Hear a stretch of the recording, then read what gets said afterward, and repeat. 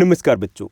आज हम पढ़ने और समझने वाले हैं क्लास 10th हिंदी की हमारी वर्कशीट नंबर 73 यानी कि कार्यपत्रक संख्या 73 को। यह आपकी 19 जनवरी 2022 की वर्कशीट रहेगी और आज की इस वर्कशीट में हम हिंदी का हमारा पाठ मानवीय करुणा की दिव्य चमक पढ़ना जारी रखेंगे। इस पाठ के लेखक है सर्वेश्वर दयाल सक्सेना जी। इस पाठ में हमारे साथ फादर कामिल बुल्के के व्यक्तित्व की एक झलक को साझा किया गया है। उनके व्यक्तित्व के जो दूसरे पहलू है उनको हमारे साथ साझा किया गया। इसमें हमारे साथ साझा किया गया कि किस तरीके से वो हर किसी के अपने हो जाते थे, हर किसी को वो अपना बना लेते थे, किस तरीके से उन्हें देश से प्रेम था, किस तरीके से उन्हें भारत भूमि से प्रेम था, किस तरीके से उन्हें यहाँ के लोगों से प्रेम था, किस तरीके से उन्होंने साहित्य के विकास में अपना योगदान दिया था। ये सब कुछ हमारे साथ यहाँ इस पाठ में साझा किया गया। तो चलिए शुरुआत करते हैं हम आज की इस वर्कशीट की। प्यारे बच्चों, पिछले कार्यपत्रक में हम सभी ने फादर कामिल बुल्के के व्यक्तित्व की एक झलक मात्र को जाना था। इसके साथ ही उनके परिवार के बारे में हमने जानकारी प्राप्त हुई थी। उनके सरल स्वभाव, क्रोध से परे प्रेम, ममतामय व्यक्तित्व की झलक भी हमें मिली थी। लेकिन अभी बहुत कुछ जानना उनके बारे में शेष है। तो आज हम उनके व्यक्तित्व के कुछ और पहलुओं को विस्तार से समझने का प्रयास करेंगे। तो सबसे पहले जो हमें अंश दिया गया इस पाठ का वो हम पढ़ेंगे, समझेंगे। उसके बाद इसी पर आधारित कुछ आसान से प्रश्न रहेंगे जिनको हम हल करेंगे। तो चलिए सबसे पहले हम पढ़ लेते हैं इस पाठ के एक अंश को। यहाँ पे फादर कामिल बुल्के से एक बार पूछा जाता है कि क्या आपको अपने देश की याद नहीं आती? तो उनका जवाब था, मेरा देश तो भारत है, मैं तो जन्मभूमि की पूछ रहा हूँ। हाँ, आती है, बहुत सुंदर है मेरी जन्मभूमि, रेम्स चैपल। यानी जन्मभूमि मतलब जहाँ पे हमारा जन्म होता है। अब जैसे जन्मभूमि की बात करें तो भारत हमारी जन्मभूमि है। ओके, वैसे अगर हम बात करें प्रांत की तो दिल्ली में रहने वाला कोई शख्स हो सकता है उनकी जन्मभूमि उत्तराखंड रहा होगा, किसी की बिहार होगी, किसी की उत्तर प्रदेश होगी, किसी की पश्चिम बंगाल होगी, किसी की राजस्थान होगी, किसी की हरियाणा होगी। और जो जन्मभूमि होती है, चाहे हम कितनी दूर चले जाएं, वहाँ से एक अलग सा ही लगाव रहता है। वो जो जन्मभूमि है वहाँ जब हम जाते हैं अलग सी महक हमें मिलती है, अलग सी खुशबू आती है वहाँ से, और एक अलग सी शांति हमें महसूस होती है। तो यहाँ पर जब फादर कामिल बुल्के से पूछा जाता है कि आपको अपने देश की याद आती है, तो उन्होंने कहा मेरा देश तो भारत ही है, मैं भारत का ही हो गया हूँ, मैं तो जन्मभूमि की पूछ रहा हूँ। तो उन्होंने कहा कि हाँ आती है, बहुत सुंदर है मेरी जन्मभूमि, रेम्स चैपल। कहाँ ये बेल्जियम में है। घर में किसी की याद, माँ की याद आती है, बहुत याद आती है। वैसे माँ हर किसी के घर में, हर किसी के व्यक्ति के जीवन में सबसे महत्वपूर्ण शख्सियत होती है। माँ जब तक पास में होती है शायद उतना ज़्यादा महसूस नहीं होता माँ क्या होती है। ये वो बच्चे ज़्यादा बेहतर बता पाते हैं जिनकी माँ नहीं होती। माँ वो होती है कि अगर घर में 3 सेब हो और खाने वाले 4 हो तो माँ कहेगी कि मुझे सेब खाना अच्छा नहीं लगता। माँ वो है अगर घर में खाना कम हो तो वो माँ ही होती है जो कहेगी कि मुझे भूख नहीं है। माँ जब तक बाकी घर के बच्चे ना खा लें तब तक वो भूखी रहती है। माँ अगर बच्चे का पेट भूखा होता है, वो बीमार हो जाता है, तो माँ की भूख खत्म हो जाती है।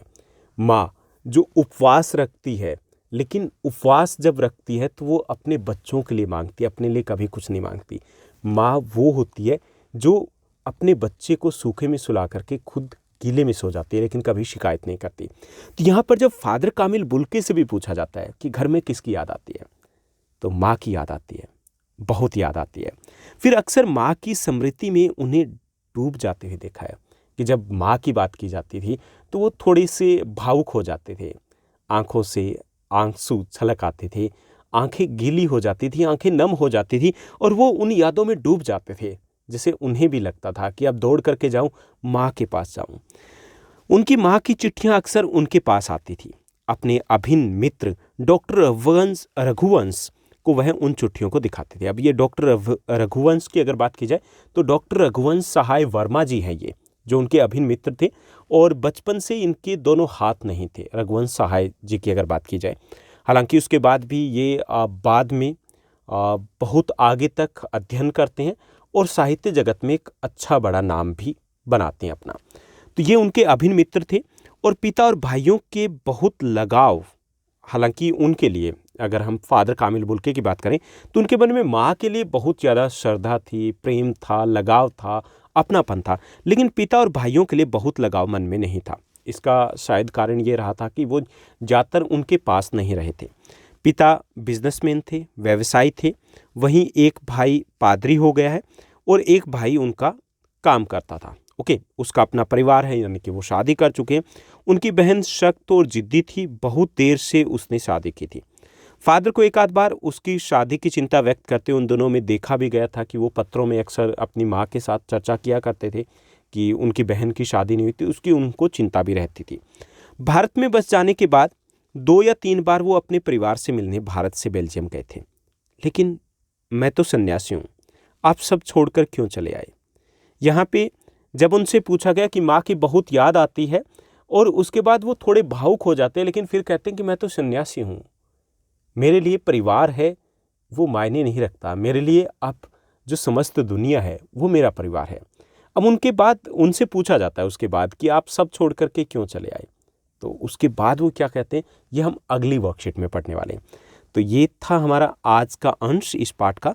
अब इसी पर आधारित कुछ आसान से प्रश्न दिए गए हैं, कुछ एक्टिविटीज़ दी गई, गतिविधियाँ दी गई जिनको हमें कंप्लीट करना है। तो चलिए इन प्रश्नों को हम हल करते हैं। तो यहाँ पर हमें दिए गए 5 प्रश्न और 2 दी गई गतिविधियाँ। तो पहला हमारा प्रश्न रहेगा कि फादर की जन्मभूमि का क्या नाम था और वह किस देश में स्थित है, ये हमें बताना है। तो फादर की जन्मभूमि रेम्स चैपल थी जो बेल्जियम में है। ठीक, यानी कि जन्म स्थान कौन सा है? Reims chapel. कहाँ ये? बेल्जियम देश में। ये हमने कहाँ पढ़ा है? आपने जो फर्स्ट टर्म का हमारा पहला जो चैप्टर था उसमें हमने पढ़ा था, सत्ता की साझेदारी में। उसके बाद दूसरा है, लेखक को सबसे ज़्यादा किसकी याद आती थी? तो लेखक को सबसे ज़्यादा माँ की याद आती थी। उसके बाद तीसरा जो हमारा प्रश्न रहेगा, तीसरा प्रश्न है कि फादर के परिवार में कौन कौन थे, ये हमें बताना है। तो फादर के परिवार में उनके माता पिता, 2 भाई और 1 बहन थी। उसके बाद चौथा जो हमारा प्रश्न रहेगा, चौथा प्रश्न दिया गया कि पादरी और सन्यासी शब्द के विषय में आपके मन में क्या भाव है, ये हमें बताना है।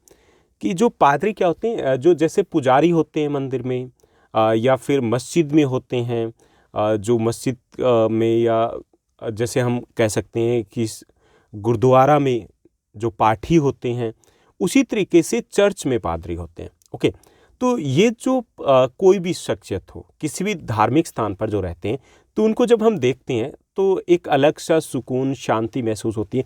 ऐसा ही कुछ सन्यासी शब्द के साथ है, सन्यासी हो गए, संत हो गए, फ़कीर हो गए। ओके, तो पादरी और सन्यासी शब्द से मन में शांति, आस्था और सम्मान का भाव पैदा होता है। एक सुकून सा महसूस होता है कि जो व्यक्ति इस प्रकार के कार्य करता है या इस प्रकार से जो होता है वो हमेशा सुलझा हुआ व्यक्ति होता है, शांत भाव का व्यक्ति होता है और हमेशा वो अच्छाई की बात करता है। और इस प्रकार के व्यक्ति वो किसी एक धर्म की बात नहीं करते, बल्कि वो एक ईश्वर की बात करते हैं और ईश्वर एक ही होता है। ओके, उसके बाद 5वां हमारा प्रश्न रहेगा। 5वां प्रश्न है हमारा कि फादर के परिवार में कितने सदस्य थे, वे क्या करते थे, हमें बताना है यहाँ पर। तो फादर के परिवार में उनके माता पिता, 2 भाई और 1 बहन थी।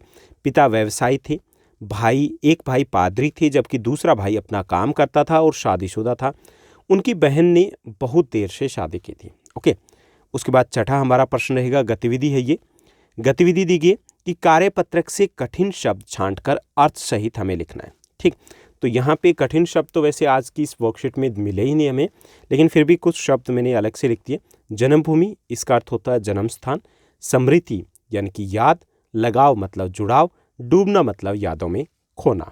ओके, उसके बाद 7वां प्रश्न है, ये भी हमारी एक एक्टिविटी गतिविधि रहेगा। यहाँ पे दिया गया कि फादर कामिल बुल्के के अभिन्न मित्र डॉक्टर रघुवंश के विषय में जानकारी एकत्र कर उनका परिचय हमें लिखना है। ठीक, तो डॉक्टर रघुवंश सहाय वर्मा हिंदी के साहित्यकार थे।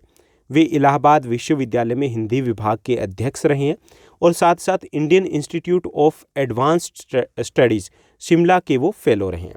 2 दर्जन से भी अधिक पुस्तकों के लेखन और कुछ महत्वपूर्ण साहित्यिक ग्रंथावलियों के संपादन के अलावा भारतीय हिंदी परिषद के मुखपत्र अनुशीलन के भी वह संपादक रहे हैं। भारत भारती, भगवान दास, शंकर सम्मान इत्यादि कई पुरस्कारों से भी उन्हें सम्मानित किया गया था। सबसे विशेष बात यह थी कि वो अपना सारा कार्य और लेखन का कार्य पैरों से करते थे, क्योंकि बचपन से उनके हाथ नहीं थे। तो ये थी हमारी आज की वर्कशीट। उम्मीद करता हूँ सब कुछ आपको अच्छे से समझ में आया होगा। अगर आपको ये वीडियो, ये वर्कशीट अच्छी लगी तो इस वर्कशीट को लाइक और शेयर जरूर कीजिएगा। और हाँ, आपका जो क्लास 10 का सोशल साइंस का जितना भी मैथवर्क है सामाजिक विज्ञान का, वो ऑलरेडी मैं आपके साथ शेयर कर चुका हूँ। आपका हिस्ट्री का अलग से एक वीडियो बनी हुई है, जबकि जहाँ तक ज्योग्राफी की बात है तो एक अलग से वीडियो बनी हुई है जिसमें सभी चैप्टर का मैप वर्क, सिलेबस में क्या आ रहा है और कहाँ पर कैसे लोकेट करना है वो शेयर किया हुआ है। अगर आपने इस वीडियो को नहीं देखा है तो प्लेलिस्ट में जाइए, वहाँ पे क्लास 10 सोशल साइंस का हिंदी का लीडर्स बैच मिलेगा या क्लास 10 सोशल साइंस का जीनियस बैच मिलेगा, दोनों में ही आप इस वीडियो को एक्सेस कर सकते हो। आज के लिए बस इतना ही। Thank you, bye bye, have a nice day.